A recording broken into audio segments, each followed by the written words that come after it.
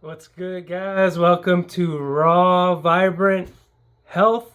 My name is Light. I apologize again for being inside and I know the sound is not great, but I broke my knee pretty recently, so I also apologize for the messy room. But look at the mangoes, Kona mangoes. So life is a gift, and I have some tales for you today, some stories maybe that I haven't really talked about too much. And I do have a sponsor here, the Daily Green Boost. This is my booster. I've gotten quadruple boosted sometimes in one day with this. And it's okay, YouTube, it's not a paid sponsor, but we do have a collaboration. These guys keep me chlorophyll rich and vibrant for sure. So if you're looking for a barley grass green powder that is super tested to be organic and to be true and pure, look no further. dailygreenboost.com. Check them out. So I wanted to talk to you guys just because I've got a lot of time on my hands and about those many times that I toured the country, the mainland U.S., with different bands, jam bands. Do you guys know what jam bands are? I know there's a few heads out there. On my, so let me know. But jam bands are just like, they just jam, like they have like 4-hour long concerts, a lot of them, and they improvise, and it's really exciting. And then there's a community, and then there's people who go on tour and they follow the shows because all the shows are played differently. So you never get the same, like, whatever you're going to go see Lady Gaga or whatever, these people like that, where it's just like the same show for the whole tour. So I did that for a long time, like many, many years, and I did it for a living. And I drove more than a truck driver. And it was pretty nuts. The road taught me a lot. More, I learned more about street smarts. I learned more about just feeling energy and seeing who's fake and feeling like, because a lot of times you're not able to sell stuff. So each city is different. Each venue has its different crazy rules. And then you have to deal with police. Some places don't let you sell stuff at all. So I really got better at like feeling energy, like I said. And yeah, like when you're on the road, it's like you really got to be on point, And I was sober. Pretty much. There's a few times that I took some things that would make me see kaleidoscopes and stuff. But for the most part, I was done with that part of my life when I was touring. Yeah, I was still eating like really good and really, because I've been eating organic and all this for like almost, like 19 years or 18 years. But even with eating so healthy, I was still eating meat at the time, right? But I was eating really freaking healthy compared to most people. But even with that, it wasn't enough because the strain on my mind and the physical labor, I was starting to do pretty well for myself those last few years, but not good enough compared to the amount of work I was doing. Because I wouldn't let other people in my car because sometimes people bring stuff to shows that you can get in trouble for having, right? And so if random people are in your car and you get pulled over, you get screwed, And so I was like, I'm not going to have some random cute little hippie girl with dreadlocks who I don't trust, or hippie guy or whatever, helping me with my booth, because it's all these hassles. And then that's the main reason. Like I said, I don't want to have drugs in my car that I don't know about from random people.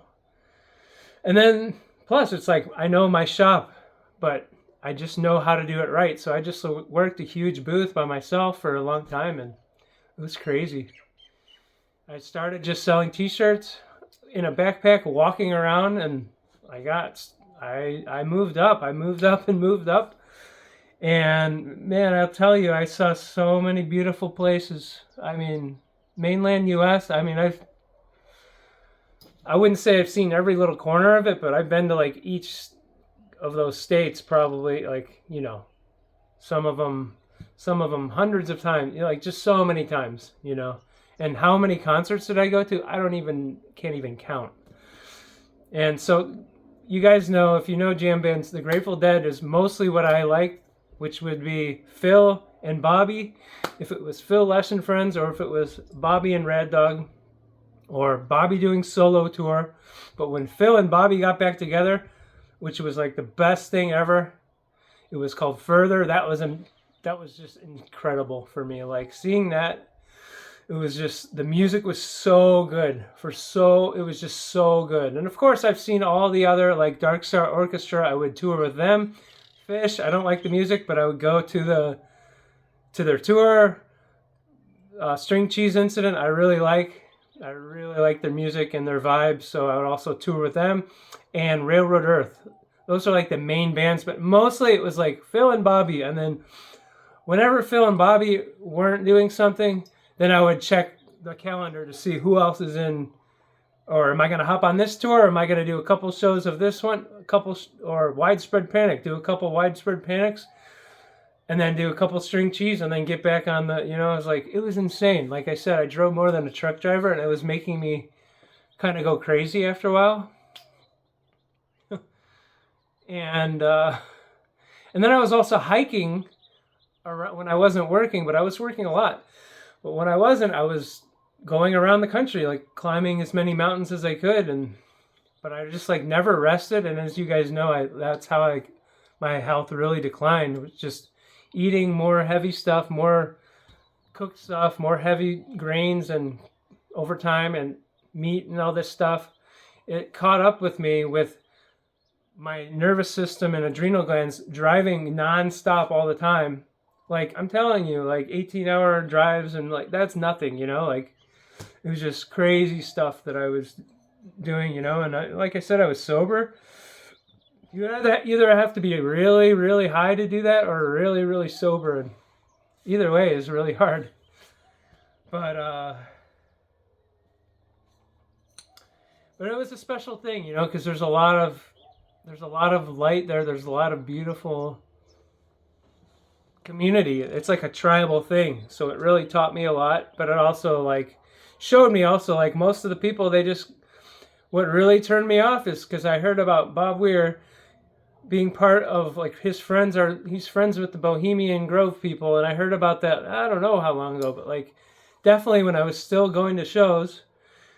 And well, they started playing with Mickey Hart and then John Mayer, and they were doing that. It was called Dead and Company, and they did that, and it brought huge swarms. And I don't really like John Mayer, and I was like, all right, well, I'm just going to take this I'm going to not even go to the shows anymore. So I did that for the last few years. I barely went inside to any shows, because it's like you get to the show, you set up, you're working for 18 hours, and you go dance for 4 hours in that 18 hours. And then you come back out, open your shop back up again, and then sell stuff. And then maybe you get I always would get hotels for most of the time. Every night, just living in hotels is just, it got so old. Like every time you're going in, 2 out of 3 hotels, you're like, I need to change rooms at least 2 times, because the chemicals and whatever, all the issues with, like, how it is out there. And it was just insane. It was an insane thing. But yeah, like when Bobby was like, said that he was friends with the Bohemian Grove, I was like, what the heck? And I was like, this is lame. This is really messed up. And I really didn't like that. And most other people, they're like, oh, whatever. And I'm like, no, that's because I've always been about freedom. I've always known the truth, and I don't want to be supporting, like, and you guys know about all the other bands, the Doors, all of these bands, right? See, hey, so people say that sometimes about the Dead, but what really hit me was like when during the COVID, they were promoting like presidents and stuff, Obama and all this stuff. I was like, this is terrible. Jerry Garcia would just throw up, if he knew. And then the worst thing is they're playing venues like 5 years ago or whatever during the COVID, where you had to get a test or a pass, show your little papers for this. And I was to get into a show, and I was like, you guys could easily find other venues to play at, are not. I mean, maybe not easily, but you could definitely do that. And I was like, I can't believe it. And they're promoting it, and I was like, and then I was just like, yeah, I'm done with it. And really, I was so blessed to be in Bali right around the time when I was like, I was like saying the road is killing me, like, because I'm like so too healthy for this lifestyle. I need to be in the grass, in the sun as much as I can, not be sitting driving, and then being around people smoking cigarettes, tons of weed. The cigarettes is the worst, and then fighting nitrous dealers, the nitrous people. There's sucking on these balloons, getting high for 5 seconds, and then they're polluting the whole parking lot. And it's like, so there's a definitely big dark side to the tour. And I was like, it's killing me. So I was like so grateful that, in a way, that the COVID happened, because it was like, oh, it forced me to, like, I had a really nice place in Bali, and it was like, cool, 2 years so I can just be in one place. And it was such a blessing, you know. But I'll never forget the road. So many roads to ease my soul, and all of the all the smiles, all the good shows, and all the just beautiful places. A lot of them that I would go to many times, you know. I mean, I went to Red Rocks in Colorado, and I probably saw 40 shows just there at that place. So it's a lot of shows, and yeah, just beautiful roads and beautiful national parks, and that lifestyle was nice. Like, it was a little bit like van life, but not really, because my van was like, I had the soccer mom van with the Thule top, and because I was stealth mode, you know, and I had that thing full of merch at all times. I would, you know, send my stuff, more shirts and whatever the heck, and wherever I was, like, so I was always like trying to be as stocked as I could. So I didn't really get a good taste of van life. And then, like I said, I was staying in hotels almost every night for for 6 years when I wasn't at my property in the East Coast, and when I wasn't, I would just get an Airbnb a month here, 2 months there, wherever I wanted in Utah, then go down to California, then go to New Mexico for, you know, a month and a half. Like, that's what I did for a long time, for many, many years. And, taught me a lot. I already knew I had a really strong intuition, but my intuition got really strong there.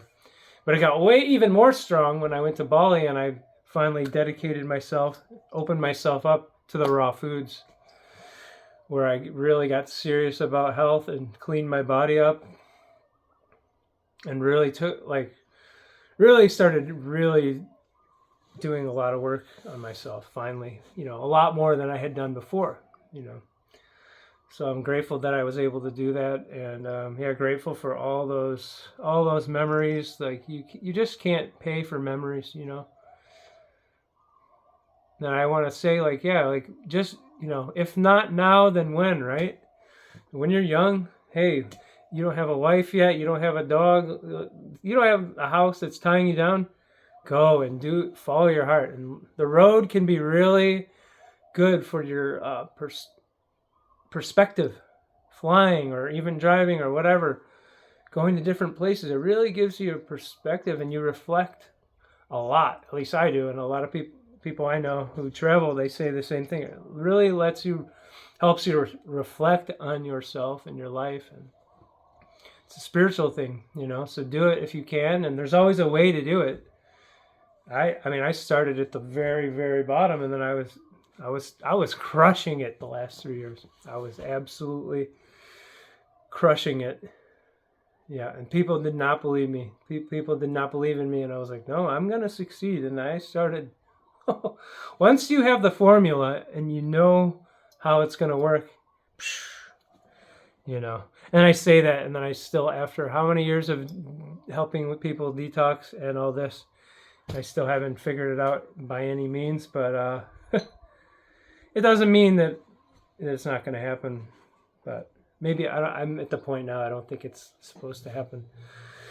So, but yeah, so that's it. And I was just thinking about this because when I'm here in Hawaii, I go to farmers markets. I sell different stuff.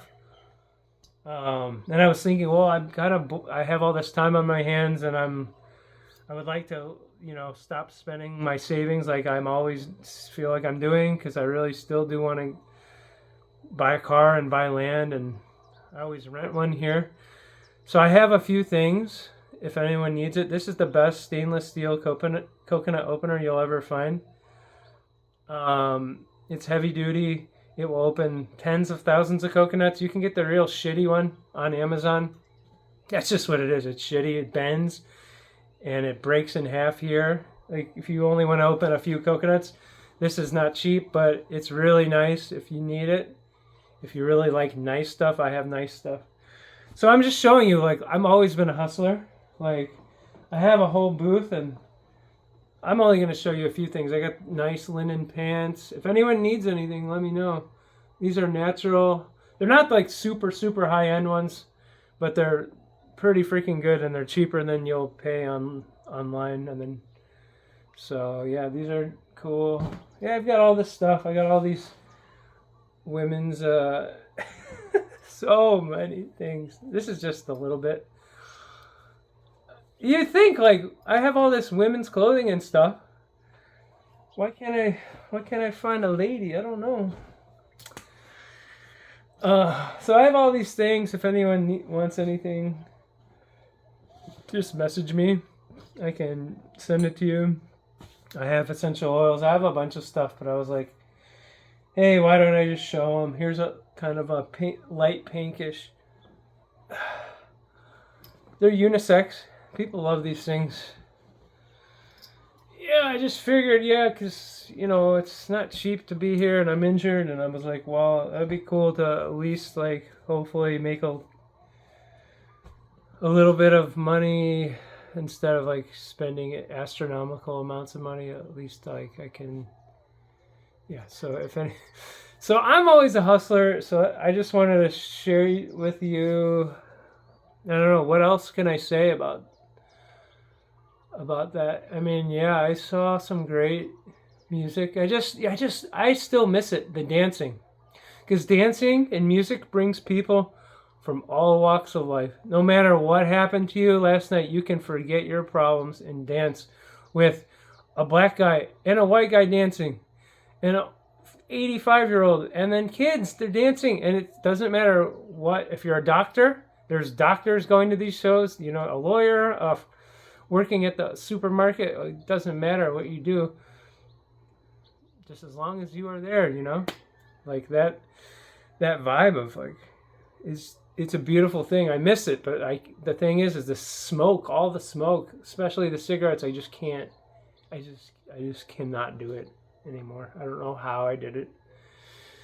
I have zero tolerance, so that's the one thing. I wish I could find shows where I know that people are not going to bring weed and smoke cigarettes inside, but they always end up doing it. I don't care how tight the security is. It always ends up bothering me, and, like, I'm sneezing, and it's just, yeah, we all have different chapters of our lives, and that was a big one for me. I mean, not just did I play it, that music, and it always will be special to me, even though who knows how much of the dark forces got Mr. Bob Weir, but I'll still love the music, and it's like the soundtrack of my life. And not only did I tour and all this, like the music, go to the shows, I went everywhere to see shows, legendary venues.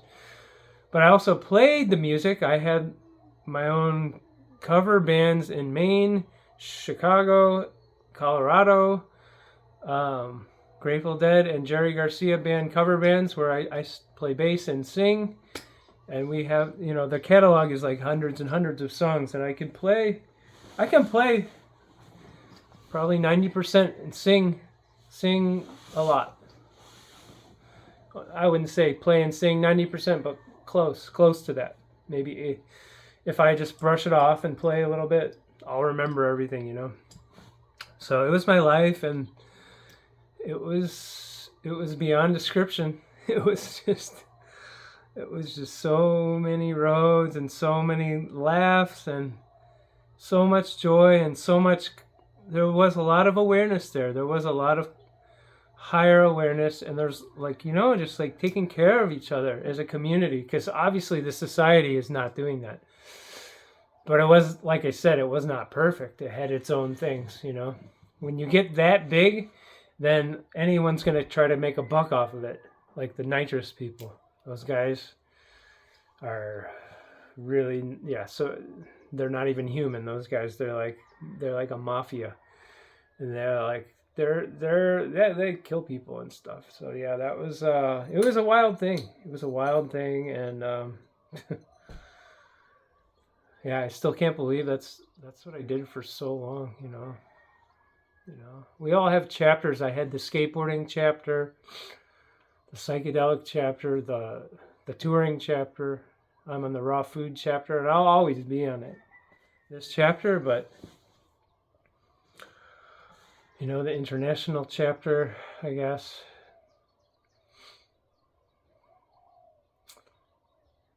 Yeah, so that's kind of a story, a little tale about how I went around the country many, many, many times.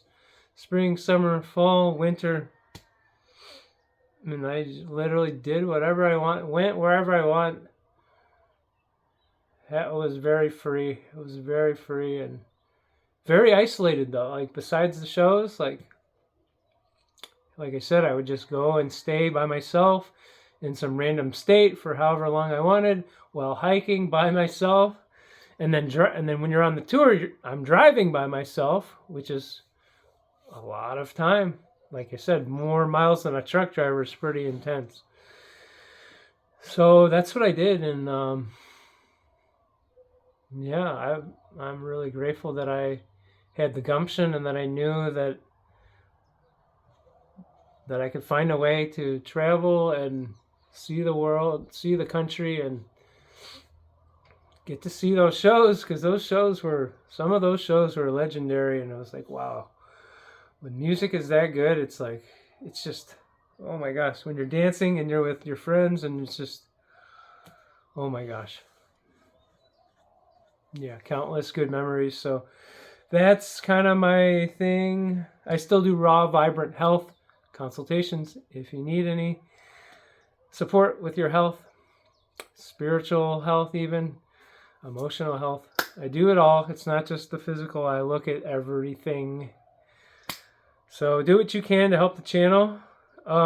Yeah, if you're still here, hit these bells if you want to be notified of my videos, because I'm at an all-time low for views on my videos. So wishing you the best. Be well, and I'll see you on the Lazy River Road.